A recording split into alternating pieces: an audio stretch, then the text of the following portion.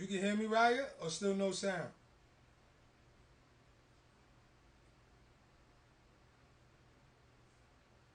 Still no sound?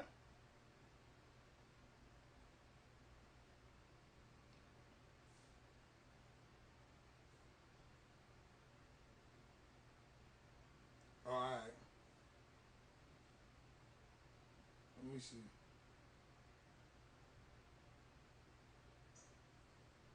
All right. Thank you, Raya. See? Thank you, Raya.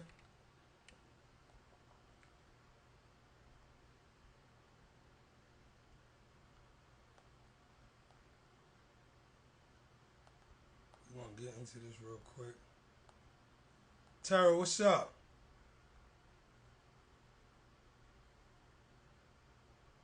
Hello, y'all. I'm waiting for the chef himself to get in here.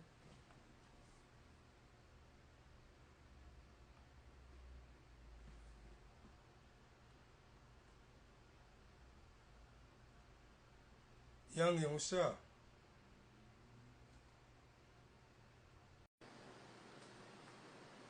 Okay, there you go.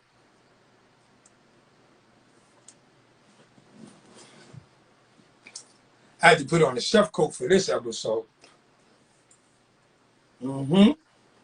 We got the chef coats too. Jazz, what's up? Shout out to everybody. Ain't nothing. I'm waiting for Chef John to join right now, young. I just sent him an invite.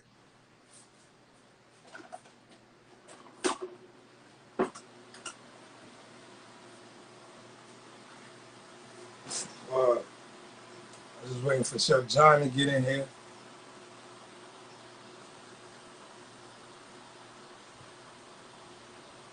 I had to make sure y'all can hear me.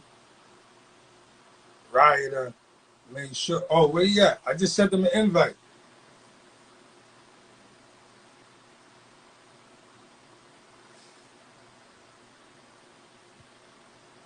I don't even want to. Oh, there you go. Accept my request, John.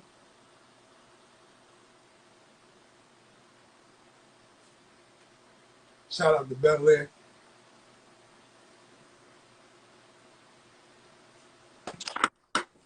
What's up? Yo, what's up? Welcome to the show, Chef, Executive Chef John. Thank you for having me, brother. Um, Yeah, I see you already got the chef outfit on. Okay. Yeah. You know, I had to put the chef coat on. This is like a fake interview for me. You understand what I'm saying? I'm talking to a young legend, so I definitely had to put on my proper attire for this one. I'm off today, so I was like, let me just chill a little bit with the black tea. Okay. See, I ain't know. I thought you was gonna come in with your whole outfit, knife, kit, everything. So I'm like, let me be ready. First and foremost, I wanna thank you so much for taking the time out to kick it with me on this Saturday. Most importantly, you are the first guest that I didn't reach out to. You reached out to me, and that's what makes this even more special. You understand what I'm saying? So that means you wanted to be a part of it. You wanted to sit down and you wanted to talk. So I'm greatly appreciative of that. Shout out to my mom. She just joined. So I'm going to just dive into it. You see your photo back there. Yeah. For people that don't know, my man gets busy. That's what he looked like in uniform. You know what I'm saying? So usually I start my show off and I ask everybody what's their top 5 artists. But being that you are the first chef I had on the show, I'm going to switch it up. And I want to know, who are your top 5 chefs that inspired you? Ooh, you see, top 5 chefs for me is like top 5 NBA players. They go, the order is like. Yeah. It don't have to be no order. It's all over the place. But I actually got 6, so I'm gonna squeeze one in there because I go hand in hand. I respect that. But I gotta put in there number 5. I'm gonna start with 5. I'm gonna start with 6. Okay. I gotta put Bobby Flay. Bobby Flay. The man battles everybody. He's not afraid to lose. He's not afraid to, he's not afraid to go toe to toe with the best. And he has won a lot of battles, and I respect what he does, his craft and everything. He got amazing restaurants as well. Also, number 5 for me, there's certain chefs that people might not know about, but That's good. They could go do their research. Go check out this chef. His name is Grant Atkins. It's if you ever go to Netflix and go to the episode The Chef Table. Okay, yeah. He's in there. He has an amazing story. The guy, caught cancer in his tongue and he couldn't taste, so he had to adapt that way. He fought it. Wow. His taste buds back, but he has an amazing story of that journey. And number 4, I got Michael Simon. He's in Food Network. He's a cool dude. Got bored-headed. He's bored-headed like me. He's been through a lot of Food Network episodes. And number 3, I got Mario Batali. Mario Batali. Yeah, one of the top Italian chefs out there. So I've been watching him since I was a kid. I remember when Food Network started and camera quality was trash, and that's how long ago I was talking about, probably 23 years ago. Chill. Don't tell your age. Don't tell your age, boy. Facts. And number 1 and number 2, I go hand in hand. I go Marco White. That's basically Gordon Ramsay's mentor. Oh, okay. Yeah. And Ramsay's and if anybody know Gordon Ramsay, then his mentor had to be somebody. Yes. And I gotta put Gordon Ramsay in that list because he's just a legend. I see Gordon Ramsay like the Jay-Z of this whole, chef industry. He's just the one that kind of, put everyone in the map, of this culinary world. Okay. I don't just watch him because he has a short temper or anything. I really respect. He knows how to really cook. He knows how to manage a business. And I feel like as a chef, you have to know all aspects, not just know how to cook. You got to know how to run a business. You got to know about numbers, because if you don't know those things, then your kitchen is going to sink and then your business is going to go down. So it's more to this than cooking. Absolutely. So that's my 5, my 6. If Ramsay and Bobby Flay had a cook-off, who you think would win? Oh man, that's like Jay-Z and Nas, right there. Like or Drake and Kanye. Everybody knows that Nas had kind of, the best track. Yeah, absolutely. But in the long run, who had a better career? Jay-Z did. Okay. So that's how I see it. I feel like if they go to battle, since Bobby Flay's been in that, I never really see Gordon Ramsay actually, been in competitions before. But I have seen Gordon Ramsay throughout his career had a better career than Bobby Flay, to my eyes. But I feel that battle situation will happen. I think Bobby Flay might have an upper edge because he's been through war. So he understands the pressure and everything like that. Yeah, he understands the concept of, he's lost before in front of people. And he has won big in Iron Chef as well. So he knows, I never seen Gordon Ramsay in an Iron Chef competition or, and Chop. I mean, Bobby Flay is fearless. He goes, he is. He just battle anybody. He don't care. Yeah, I didn't see Bobby Flay lose to no name and take it on the hop. So you right about that. All right, so that leads me to my next question. Because my experience, a lot of kitchens I worked in, a lot of chefs started young and been in the same kitchen, or they just started young and then developed to different kitchens and stuff. So how old was you when you got into the kitchen, and what was they paying you? Ooh. We ain't gonna ask about your salary now. What was they paying you back then, though? Well, long story short, I actually started in this business in the front of the house. Yeah, I never knew that. Yeah, just to touch up on things, you know, to get a little personal, you know, just want everybody to know, you know, a little bit of my story. So when I started as a busboy in Applebee's. Okay. I was Yo, cleaning. if you would have told me that story when we worked together, you know you couldn't have told me that when we worked together. I don't know. I had to keep that on the low low. That wasn't even on that application. Nah, it wasn't. I mean, we talk about, again, like, what was it, like 20 years ago? I was cleaning tables, mopping floors in the bathroom. You know, I was washing dishes when the dishwasher called out. So at that time, when I started in the restaurant business, you know, I was making like $3 an hour. And then when I came to actually work in the kitchen as a prep cook, I was making like $8.50, you know, and it was a hard time for me because, you know, I was a young father. So I had to, you know, work and go to school at the same time. And, you know, as being that young, 16, 17, and having kids and, you know, trying to manage to go to school, work, and be a father as well. It was a difficult task, but it all paid off, you know? Nah, I mean, shit, at 8:50 and then, you know, kitchen hours is long hours. I mean, your check wasn't nothing. Then you probably taking bus, you probably didn't have a car. So I definitely respect your grind. And now that gives me a better understanding why you was the way you was when you ran the kitchen. You understand what I'm saying? It's like, listen, I really grinded to get here. Like, they didn't just put me here. Nah, like I learned all the aspects, you know, of just like the front, the back, and you know, that's why to this day, I love the restaurant business. I feel like, you know, is you know, for me at the time, I felt like I had no hope, and I felt like the only hope I have is learning this business and learning how to be successful. But I was so young at the time. I wasn't taking it too serious because I was really young.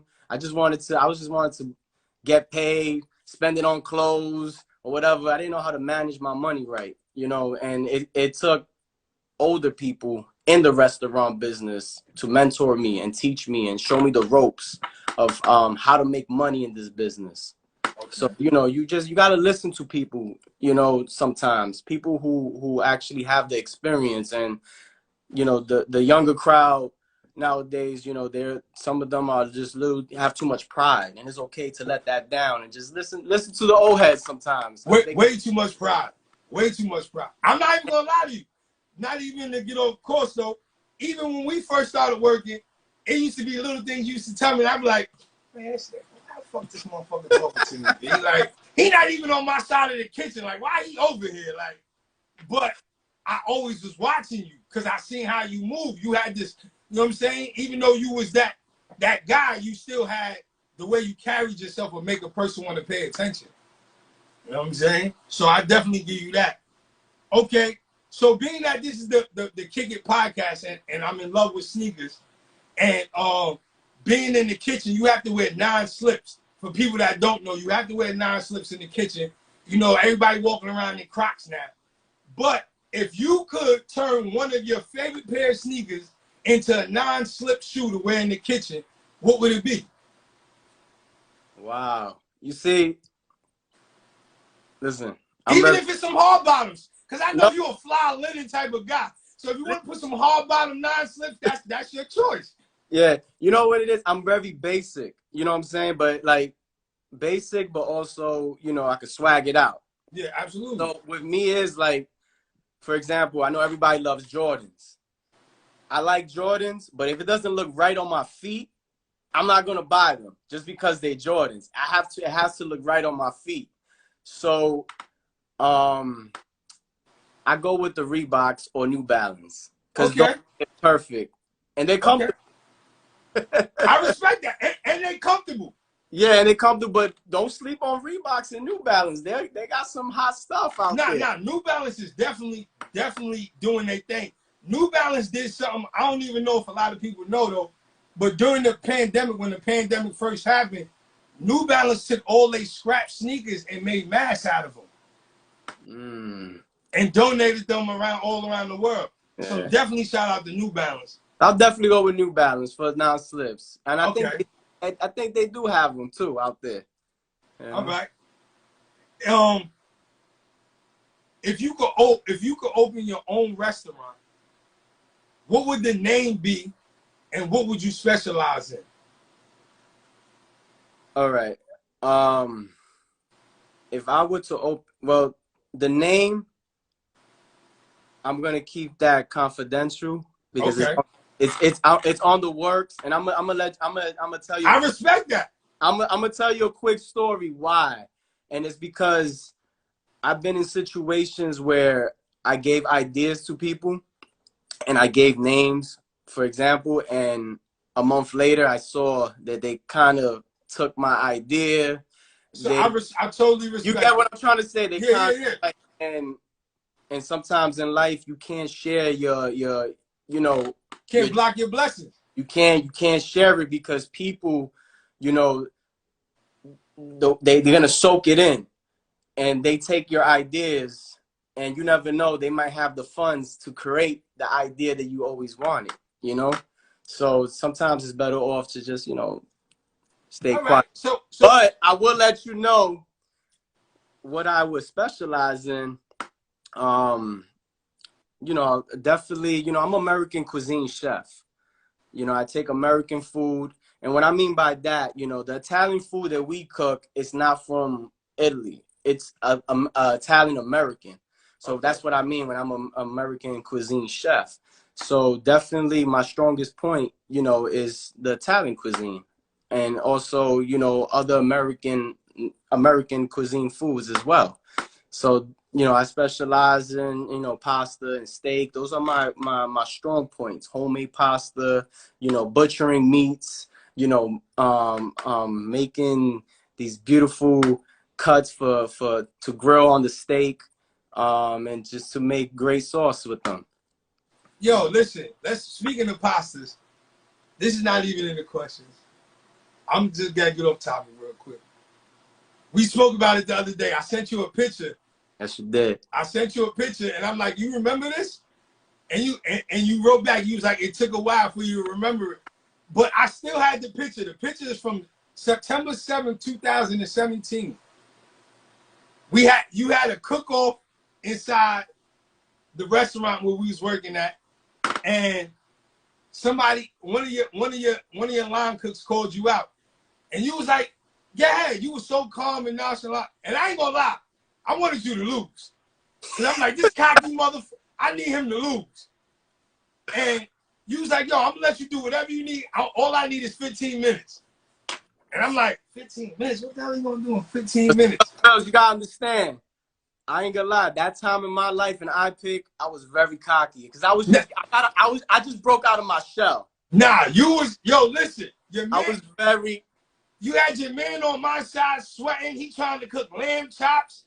He trying to make homemade salsa. He trying to make all type of shit, right?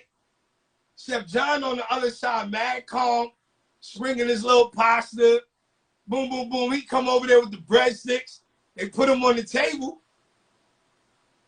And the dish looked so simple, but it was full of mad flavor. Yo, Nick, you remember that, Nick? Shout out to your brother, Nick. He ain't here. You remember that, Nick? Nick used to walk around with a black book with all the sauces. Nick got a black book with all the sauces. I'm still trying to buy off him right now. I don't even think he cooked no more. But you took 15 minutes and made a simple dish, and you really like, you outdid him. Like, no hesitation. I remember even after it was over, I'm still eating the pasta. I'm gonna post the picture after the podcast, but definitely shout out to you. So his pasta game is definitely official. People tap into him. Check his page out. He got all type of things going on. And you know what? Hold on. You know what? And that was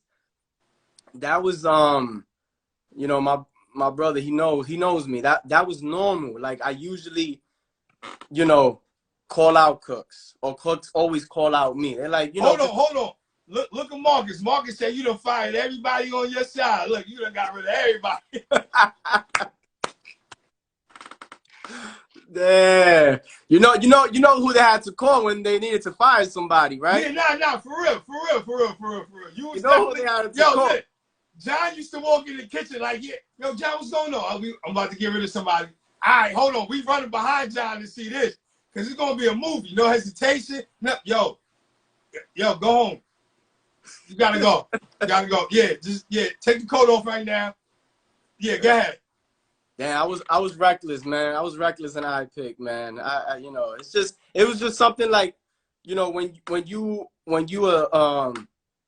you basically a sous chef, you get to for me, I feel like a sous chef position is the most important position. It's even more important than an executive. Yeah, because the executive really do the computer why. work. Because number one, you do all the work, and number two, you gotta earn respect because they see the executive, he comes in, chill, he's automatic respected because he's an executive. But when you're a sous chef, everybody sees you like, okay, you just wanted me, but so you gotta prove why you a sous chef and why you're a cook. This is very true. I went through that situation, so I definitely understand. A lot. They test you. Yeah. You want to know what you're about. So I think being a sous chef, you got to have thick skin. You got to have a lot of composure. You got to be very knowledgeable. You got to be quick, and you have to be the best cook in that kitchen if you're the sous chef. I mean, you got to be better than the executive, honestly. You have to 100% be better than the executive. You got to be the man. You got to make your mark because there is nothing, and I've met in my time a trash-ass sous chef. There's nothing worse than a sous chef that has a title and he's trash. Yeah, we had a couple. I ran across a couple of those. Like, yo. Yeah. So, my next question is, for people that don't know, I'm about to put this out. How do you use the mise en place method to everyday life? For people that don't know, can you explain what mise en place means, actually? It's basically everything at its place. It's basically in the kitchen. We use that. It's a French term.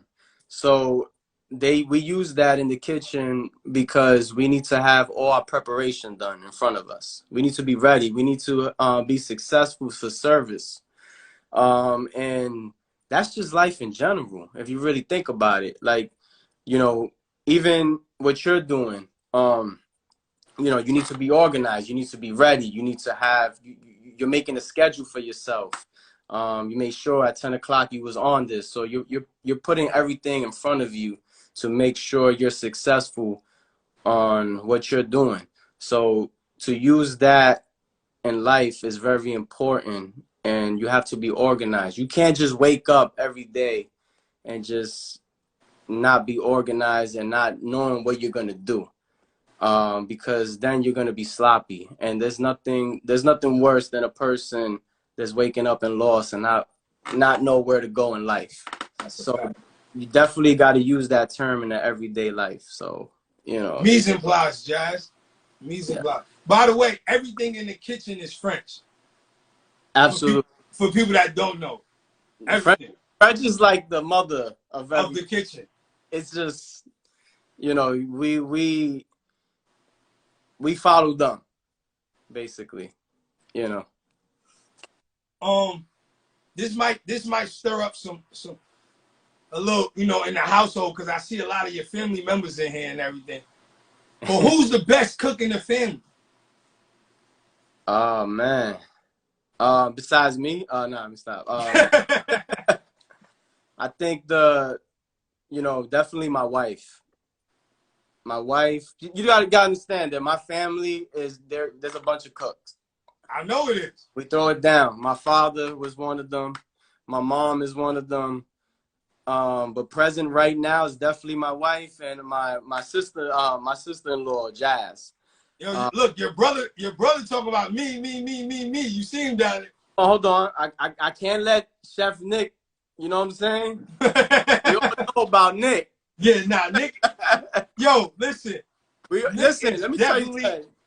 Nick definitely was my right-hand man in that kitchen. Mm-hmm.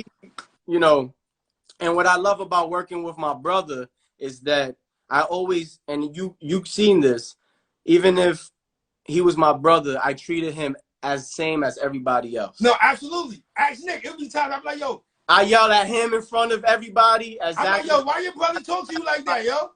Why your brother talking to you like that? He's like, yo, it's the job, bro. It's the job. I'm like, yo, nah. Don't tell him you can't do that, B. Word. Shout out to Nick. He was my supervisor. Word. It was a good time. It was a good experience, man. Nah, it definitely was, man. Definitely was. Met a lot of good people. I met you. I met Chef Jacob. Shout out to Gil.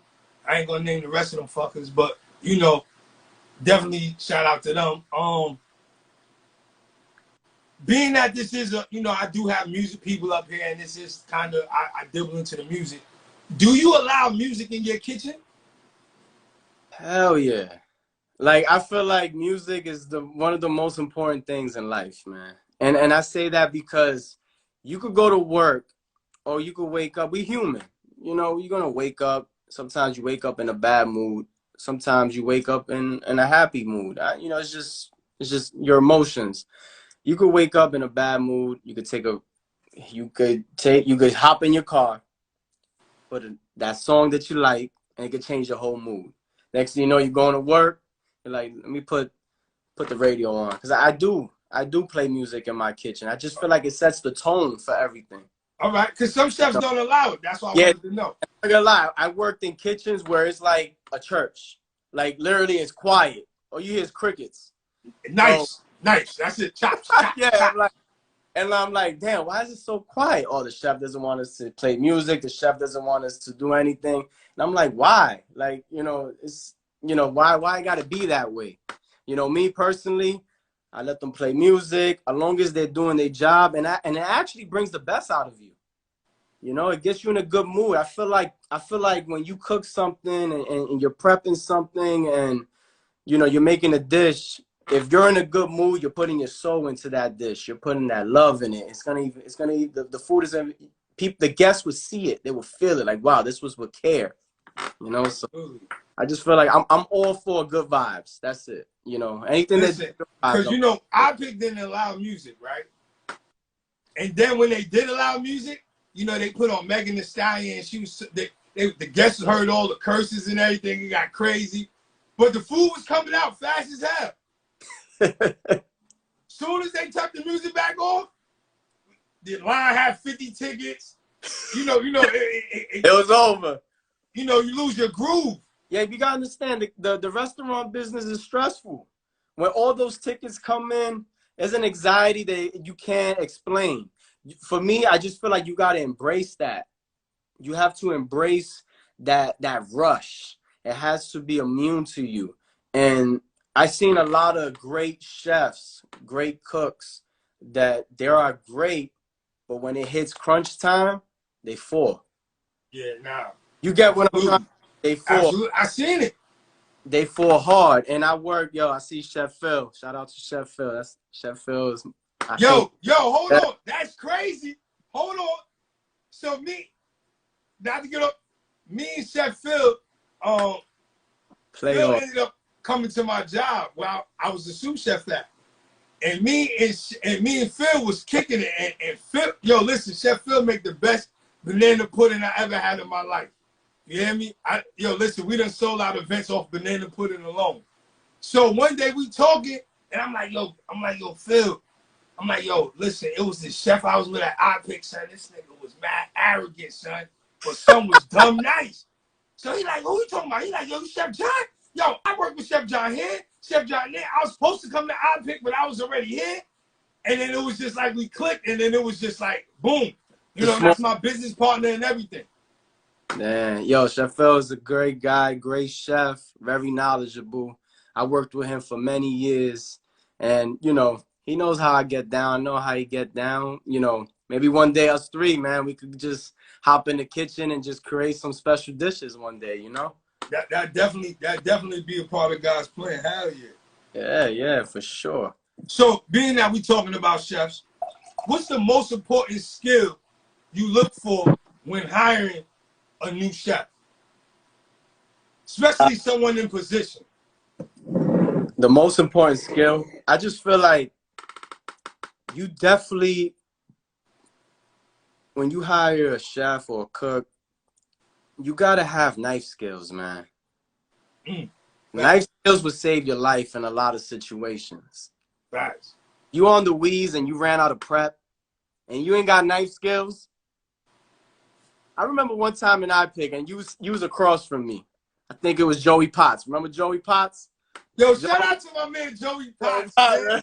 I love Joey Potts, man. I was like, where's the onions and peppers? And I noticed his knife game wasn't really right. So I was like, move. He was like, chef, this is a lot. I was like, I'm going to bang this out in 5 minutes. Move. Nah, you definitely, yeah, I remember that day. It was just so many onions. It was like at least 20 pounds of it, and I was just banging them out.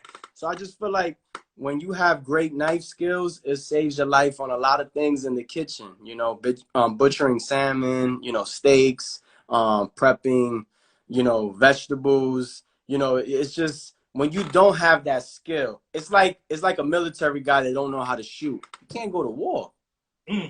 If you're in the military, you don't know how to shoot. Yeah, yeah. Oh, that's a good analogy. You can't go to war. So I feel like the knife is the gun in the kitchen. If you don't know how to chop, slice and dice, julienne, you know, then there's a problem. You know, there's a problem there because you need that skill. It's just very important. And plus, you got to be careful. You could cut yourself. If you don't know how to shoot the gun right, you might shoot yourself. Or shoot someone. Shoot someone, yeah. Or cut someone. Facts. Yes, absolutely. But again, Nick, he's like Joey Potts. Nah, Joey Potts was, yo, listen, you had the, yo, between Joey Potts and damn, what's my man name, man? Damn, I can't think of his name, Nick. Marcel. Between those two, they was classic, yo. They was classic. But they actually did work though. Nah, they worked hard. And you know what? Marcel used to come in with his headphones and bang out everything and bounce. Yep. And those are guys that actually worked with me for many years. You know, they worked with me when I was a line cook. They worked with me when I was like not even on that chef road. And they just, you know, I never left them behind. I was like, yo, wherever I'm going, I'm taking you with me. So it was just that situation, you know. Yo, like, speaking of taking with you, this is supposed to be like one of the last questions, but since you said that, I'm gonna jump right to that. The day you left iPick, I remember you came in the kitchen and you came and told me, you was like, yo, if I don't like how this go, I'm out and I'm taking everybody with me. And I'm like, all right. And I went and I told Marcus, I'm like, yo, John said, if he don't like how it go, everybody leaving with him. So we over there like biting our fingernails, like, let's see what happens. And I never forget, you came downstairs and you was like, yo, I'm out. And you went on the other side and you was like, yo, I'm out. And when you left, the whole kitchen literally was empty. It might have been like 2 people that you didn't bring over there, but the whole kitchen was empty. So with that being said, in the kitchen, is family, like being like close-knit, a family, a big thing? Like, do you run your kitchen family tight? I gotta take a drink for this one. Yeah, yeah, because the whole kitchen left. I want y'all to know this. The whole kitchen. You know, it is family. You know, you're talking about you were a group of guys and girls that you see 10, 12 hours a day. Sometimes you see them more than who you see your own real family, you know? So it's just like, you know, you have to you build a special chemistry together. And like I said, those people that was with me, they actually followed me. And the people that actually met me in iPick, we just built that bond. And as tough as I was, I also had a big heart because I was also encouraging people. I was also helping people. I was also, you know. You saved me from getting fired. You know what I'm saying? I was just a helpful person, but strong at the same time. But when I left iPick, they probably had the sense of like, there's no hope here. Like if the captain's leaving, then there's no who's gonna ride the ship. So they were just like, yo, we just gonna ride with him because everywhere we go, he still holds us down no matter what. So I guess it was that kind of situation, but it's also the connection, you know, and that wasn't the first time as well. You know, that happened in Angelo's and other restaurants I worked in. Like everybody just, when I left, everybody picked up and left with me. And I want y'all to know this is real, because even when he left, his brother stayed. But the people he brought there left. But his brother actually stayed. So this is real. It's a real story. This is real stuff right here. This is a real story. And to this day, I'm still in contact with everybody. You know, they text me here and there. If I don't got their number, they hit me up on the IG. You know, I always make sure how they doing, how's everything. If they need any advice, I'm here. And, you know, that's just the kind of person I am, man. I just want to see everybody do good. And if they ever need help, I'm here. I'm not even going to lie. I remember this specific conversation we had when iPick first opened and they was giving out positions. And Nick got the supervisor position. I remember you came to me and you was like, bro, I would have gave it to you if you was just more humble. Ooh, I remember that comment. It was you with somebody else though. Yeah, it was me and somebody else. But you was like, yo, I was really pushing for you, but you just got to be more humble. And that shit stuck with me. I'm not gonna lie to you, that shit stuck with me. And I appreciate you for that. Yeah. I appreciate you. You know what I'm saying? Because even if we didn't see eye to eye, I remember that. Like, yeah, you really came up to me. Down with Chef Fernando. Yeah. Yeah. And I was like, yo, you wear your heart too much on your sleeve. Yup. That's exactly what you told me. I remember that. Yeah, I was like, you wear your heart too much on your sleeve. And, you know, sometimes people kind of take me the wrong way because, and I go through this a lot, Spills, to this day. New people that don't know me, when I hire people, I always tell my wife, when you first meet me, you can't stand me. But after that, you're going to love me. You know, because I come in a way where I'm not trying to make your life hard. I'm not trying to make you miserable in the kitchen. I'm actually trying to help you and coach you. And then I'm going to break you down, but then I'm going to pick you back up because I want you to be successful as well, because I've been in those positions before. You know, I know what it is to be a dishwasher. I know what it is to be a prep cook. I know what it is to be a line cook. I'm not a chef that came out of the culinary, you know, graduated for 10 years with this plat. You know, I came from the grind. I know what it is to run a kitchen. You know, I know what it is to be on that line with 50,000 tickets in your face. Mm-hmm. I know what it is to be on Expo. So I relate so much to everyone. And I know what it is to be that 15-year-old kid that's cleaning tables and trying to make money. So I'll be put in a position where, like, okay, let me help you. But I'm also going to tell you things that you're not going to like. And I'm not hurting you. I'm just letting you know, because in the long run, that's going to stick to your mind. It's only going to get you better in life. You know, the restaurant is a great place, man. I'm telling you right now, it's amazing. It's just, it changed my life. It changed a lot of people's life. I've seen people who were dishwashers. Now I made them into supervisors. You know, when I see stuff like that, when I see people like just, you know, progressing, it makes me happy. And that's what I'm about. I'm just about helping as much as people as I can. I just want to help as much as people as I can, because when somebody tells you, oh, you ain't going to be nothing in life, that's bullshit. Don't listen to that. You know, that person in McDonald's frying those fries, next thing you know, he'll learn the computer system, and next thing you know, he's a manager in McDonald's. It doesn't, you ain't knocking his hustle. It is what it is. You know, he could be working in McDonald's, but he could be a salary manager and making money. So, you know, you gotta work at a place, right? And if you didn't go far in school, if you didn't, you know, has somebody that bless you with money and you got to come up on the grind like how I did, you know, there's nothing wrong on making a career at one job. Because for me, I believe every job, even if that job is Wendy's, even if that job is KFC, I believe every job has a career for someone. Mm. You move up in rank. You could be a vice president. You could be for the company. You know, you just move up. And it takes time and hard work. Yeah, it might be a little harder for us. It might be a little harder, but it pays off. And that's why I always try to give this message to the young kids, to those line cooks that be like, oh man, I'm tired of doing this shit. I want to give up. I'm done. I'm always trying to, you know, inspire them and tell them my story. I'm like, listen, I'm going to tell you how I came up.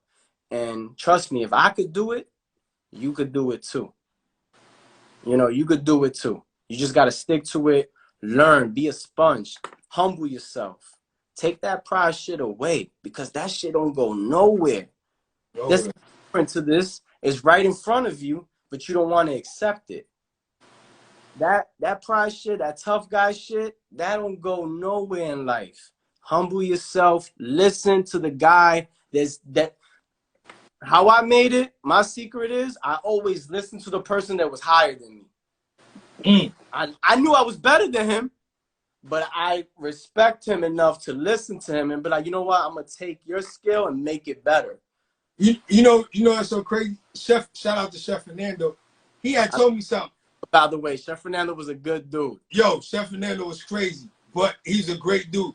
He told me something. He said, stop acting like the position you in and act like the position you want to be in. 100% correct.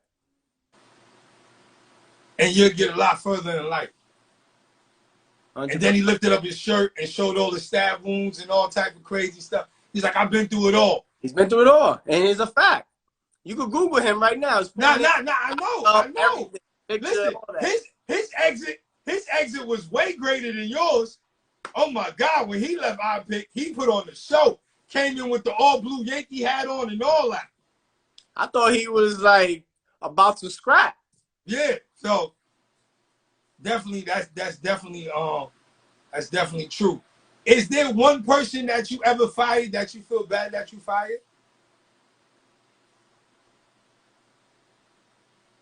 You know,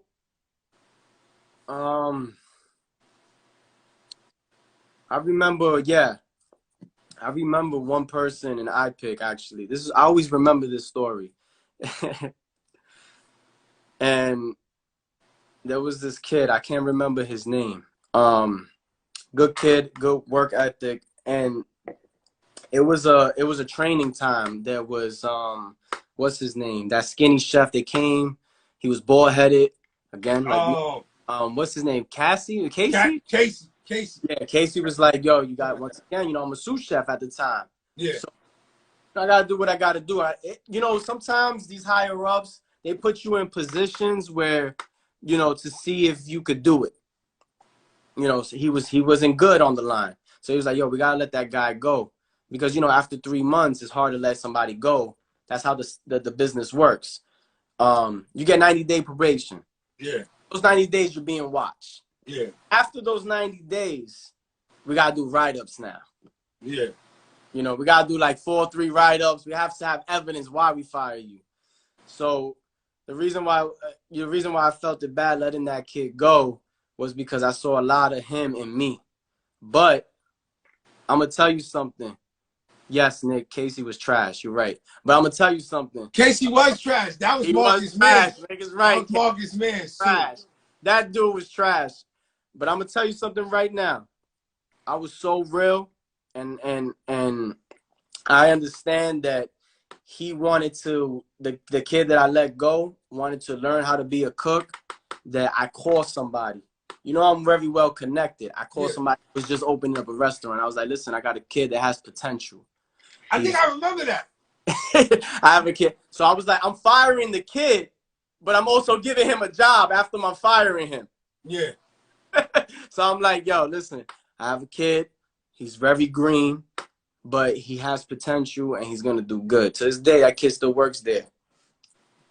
Shout out. You get what I'm trying to say? So yeah, shout out to him. You just got to give chances. It was just one of those chances that I was new to. I just started in the iPick. I just got hired. This is when we opened. And, you know, they were just like, okay, let me see what Chef John is about. All right, let that kid go right now. And I was like, damn, you give him a chance. He was like, nah, Chef, you got to let him go. We got to make a point. And this is behind the scenes. This is what happens. Yeah, absolutely. You know, I tell people, too, because I open up like 8 restaurants in Yonkers. Shout out to YO. You know? Shout out to you. I open up like 8 restaurants in Yonkers. And I always tell people, and Nick knows, he hears this.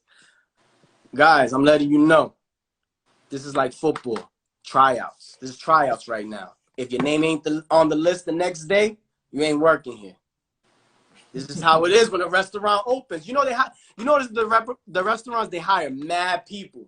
Yeah. They're supposed to have like at least 15 people in the kitchen. They hire like 40. Yeah, absolutely.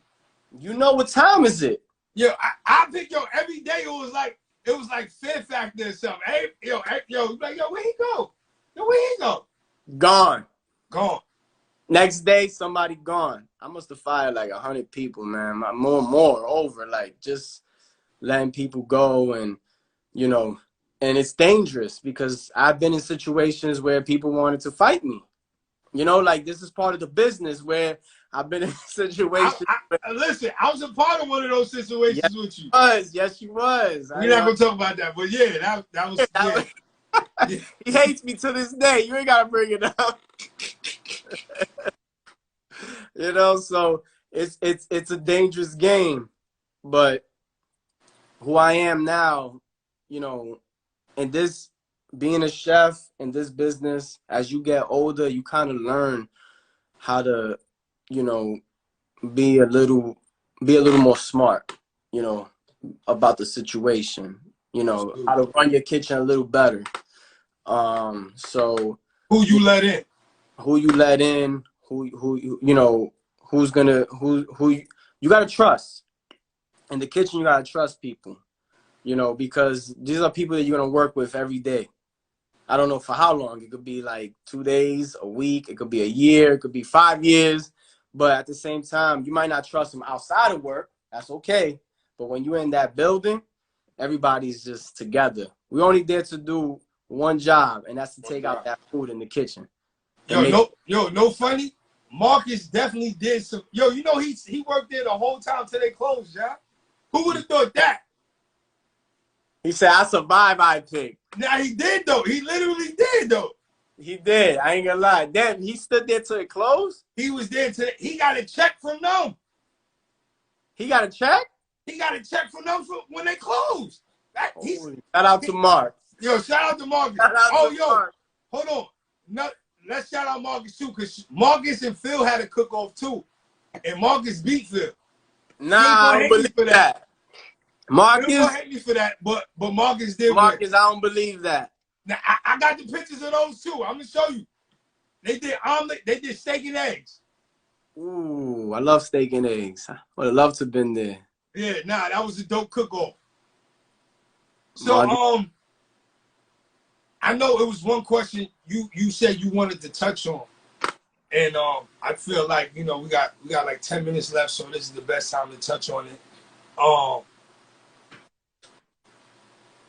How the kitchen really don't care about your background or where you came from or what you was a part of life, as long as you there to do your job and opportunities you done gave people that came home from prison and stuff like that. So can you just elaborate on that to close out the show? Oh yeah, absolutely. You know, what I love about the kitchen is that it doesn't matter where you from, you know, how you speak, you know, any situation, where you grew up at. It's just that nobody's judgmental in the kitchen. We all go in there. You know, it's funny because it could be the hardest person and then it could be the nerdiest person, and we just all like vibing. Yeah, absolutely. That's what I love about the kitchen. Like we just all vibing. Like we all like treat each other equal, and it's just all love. But you know, especially in iPick, the best people I met are the people who came to me and with they probation officers actually too called me and everything, make sure they were working. You know, sometimes there are managers in this business that don't give people second chances, you know, or even a third chance.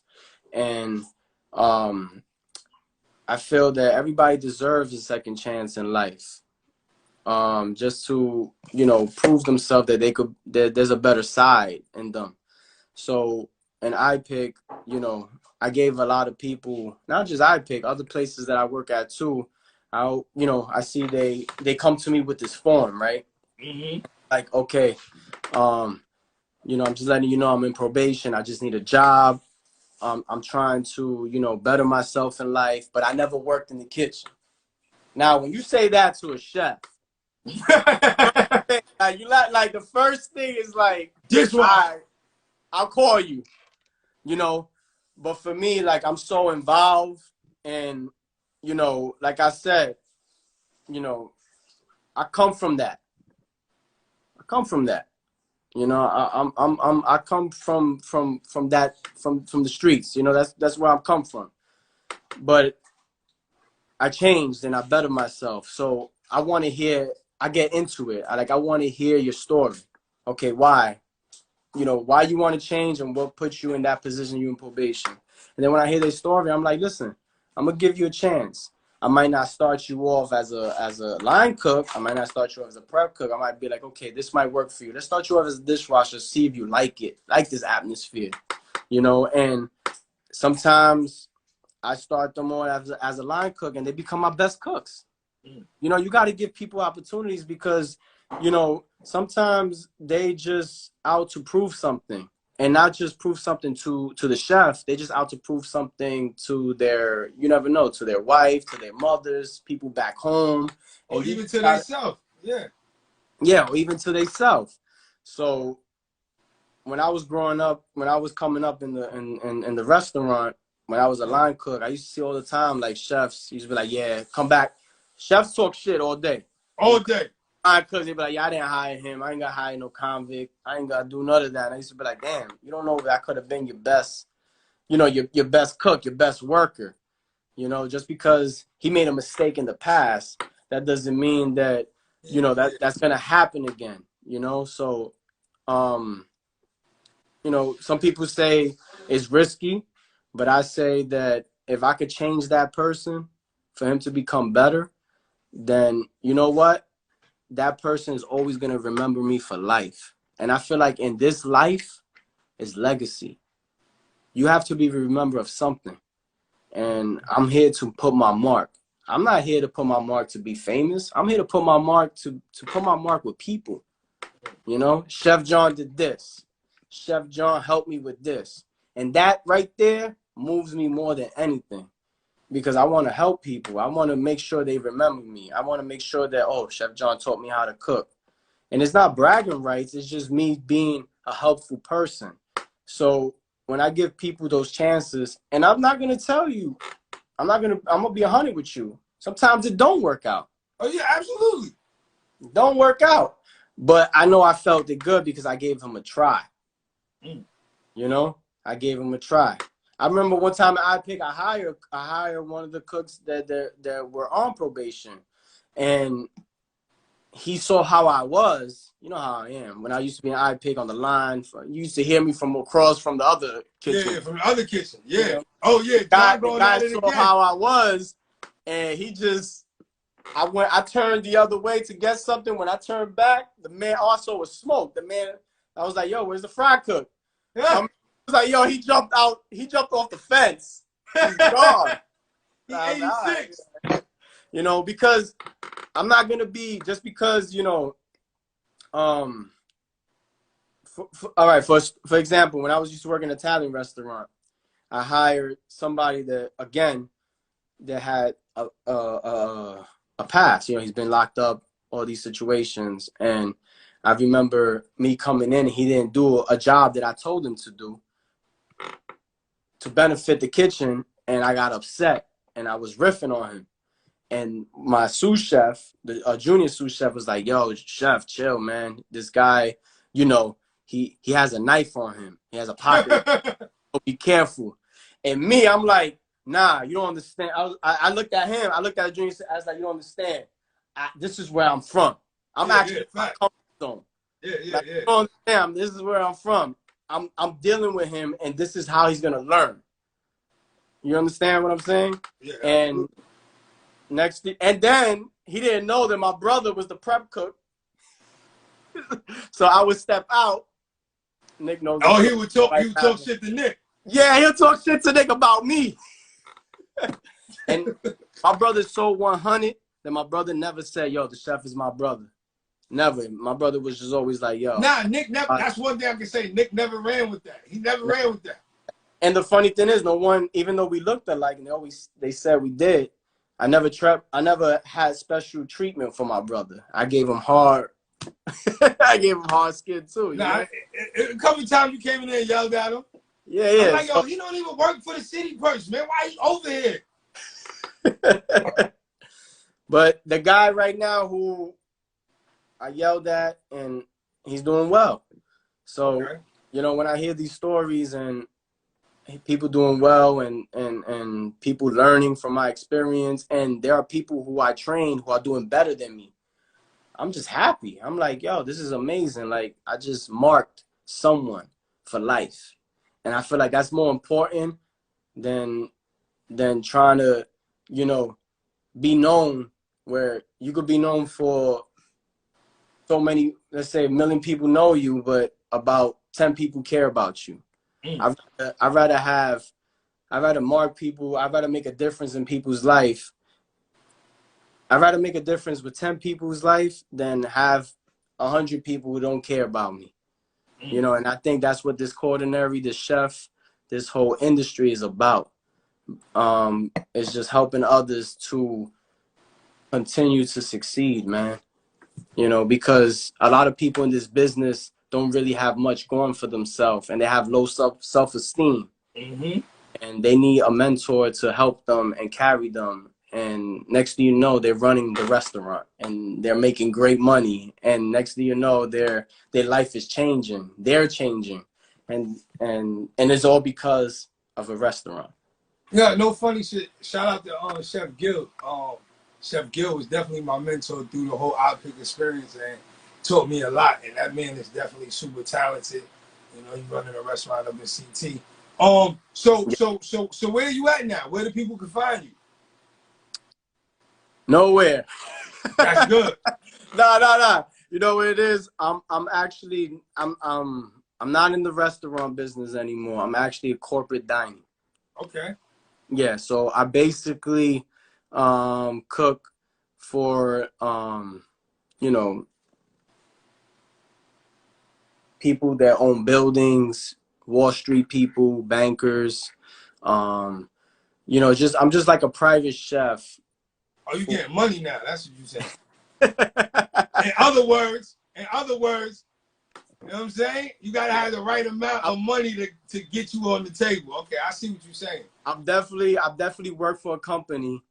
Obviously, I can't bring up the name because we don't want to do all that. We don't want to do all that. I'm a contract chef now, so it's just, but you know, it's been good to me.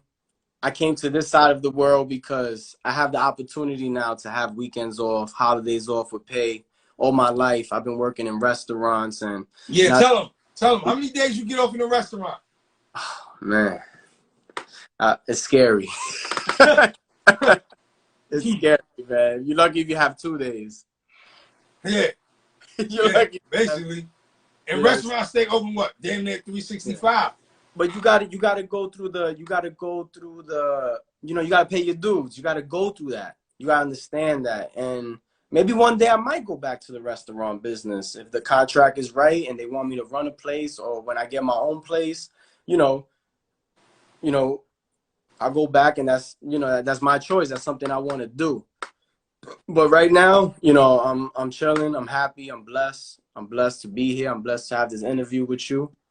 And you know, I'm just enjoying life right now. I've been through too much in my life. I experienced so much, and you know, this restaurant is a love and hate. It's like you hate it so much, but you love it more. And it's just a weird feeling, but that's why we keep coming, because we keep coming back to it, because you never stop learning in this business. Absolutely. As much as you think you know, you don't know. Absolutely. There's just the food industry will keep you coming and guessing for more, you know. So Absolutely. you know, that's what I love about this business, and I love what I do because it's never boring. It's just, you just keep learning. It's a process that does never end. And that's what my mentors told me when I was young. And now that I'm getting older and getting deep into the business, I'm starting to realize that it's a fact. You never stop learning. You just keep going, and, you know, you explore more things. Well, listen, man, I wanna say thank you so much for taking the time out and kicking it with me on this good Saturday. Um, Great answers. I was super excited about this interview because I'm like, this is my first interview. I'm gonna actually have a chef. I'm gonna talk about all food, just the food industry, and I'm just so grateful and thankful. You know, we definitely gonna link. You know, sit down, maybe cook something together one day. I'm gonna have a glass of wine, or, you know. Yeah, whatever you want to do, man. Listen, you the GOAT. I'm following you, man. I gotta come around you because I gotta find Nick recipe book. He's still hiding the black book. Nah, it's dusted. It's there. It's dusted, but it's there. Do Nick even cook anymore? Last time I heard, he told me he was in the warehouse. He done got every Batman tattoo. I don't know what's going on with Nick no more, man. Nick is an entrepreneur right now. He's doing everything. That's a beautiful thing. I see him traveling, enjoying life. So thank you again. Shout outs to you and your whole family. And we definitely gonna chop it up. I salute you. Enjoy the rest of your Saturday. Thank you, brother. And have a blessed Sunday. Had an amazing time, man. This was great. Thank you. It was definitely great. Yep. Peace.